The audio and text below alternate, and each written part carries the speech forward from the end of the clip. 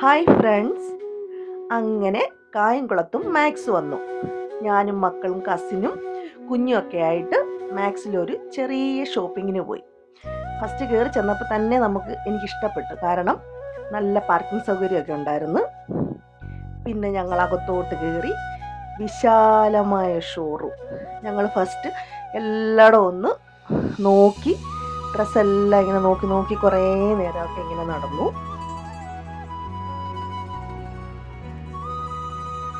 പിന്നെ ഞങ്ങളോട് വലിയൊരു മിറർ കണ്ടാൽ എന്തായാലും നമ്മളൊരു സെൽഫി എടുക്കാതിരിക്കത്തില്ലല്ലോ. അങ്ങനെ ഞങ്ങൾ സെൽഫിയൊക്കെ എടുത്തു. മുകളിലാണെങ്കിൽ കുഞ്ഞുങ്ങൾക്ക് വേണ്ടിയിട്ടുള്ള ഡ്രസ്സുകൾ, കളിപ്പാട്ടങ്ങൾ, നല്ല സോഫ്റ്റ് ടോയ്സൊക്കെ ഇഷ്ടം പോലെ ഉണ്ടായിരുന്നു. നല്ല ഭംഗിയുണ്ടായിരുന്നു ആ ടോയ്സൊക്കെ കാണാൻ. കൊച്ചുകുട്ടികളുടെ ഇഷ്ടം പോലെ ഡ്രസ്സുണ്ടായിരുന്നു, ആൺകുട്ടികളുടെയും പെൺകുട്ടികളുടെയും. അത് നല്ല ഭംഗിയാണ് ഡ്രസ്സുകളൊക്കെ കണ്ടാൽ തന്നെ നമുക്കൊന്ന് എടുക്കാൻ തോന്നും.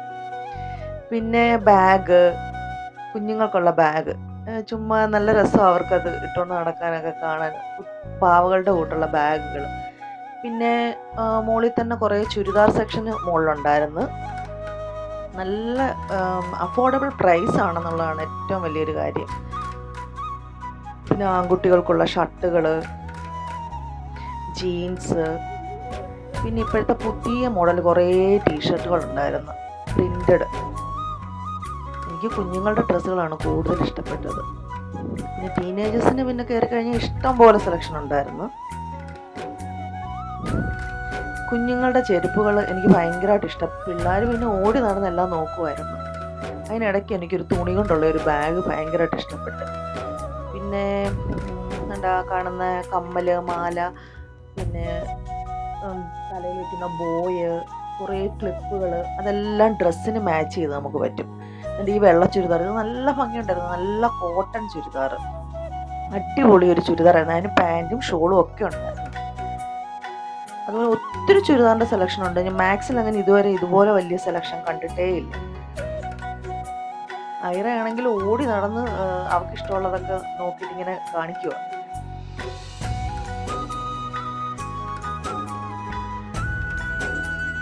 ഐറയ്ക്കാണെങ്കിൽ ആ ഡ്രസ്സ് ഭയങ്കരമായിട്ട് ഇഷ്ടപ്പെട്ട്.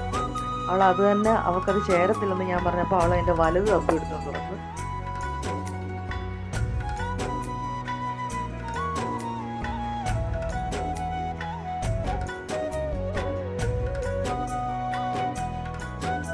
പിന്നെ ഞങ്ങൾ അവിടുന്ന് ഐറയ്ക്കൊരു ഡ്രസ്സ് എടുത്തു. എനിക്ക് നന്നായിട്ട് ഇഷ്ടപ്പെട്ട ആ ഡ്രസ്സ്.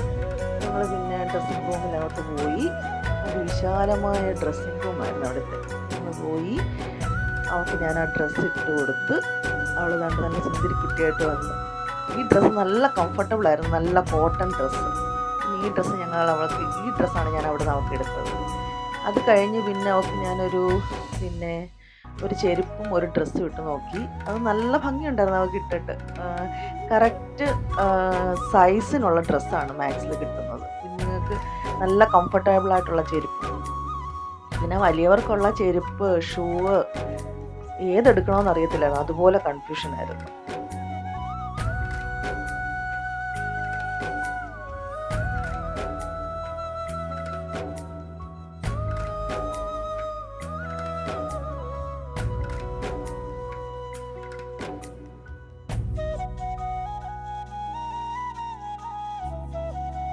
കുഞ്ഞുങ്ങൾക്കുള്ള നല്ല കംഫർട്ടബിൾ ആയിട്ടുള്ള ഡ്രസ്സ് ഉണ്ടായിരുന്നു ഇഷ്ടം പോലെ.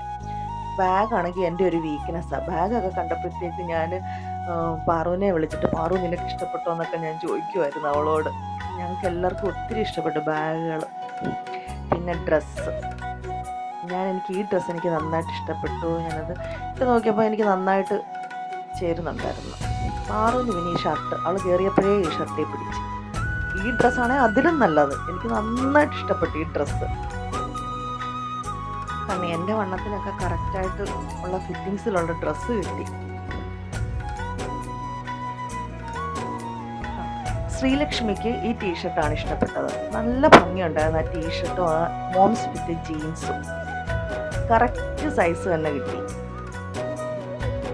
പിന്നെ ആൺകുട്ടികളുടെ ജീൻസ്, ടീഷർട്ട്, ഷർട്ട്, അതെല്ലാം നല്ല ഭംഗിയുണ്ട് കാണാൻ തന്നെ കുറേ ഉണ്ടായിരുന്നു.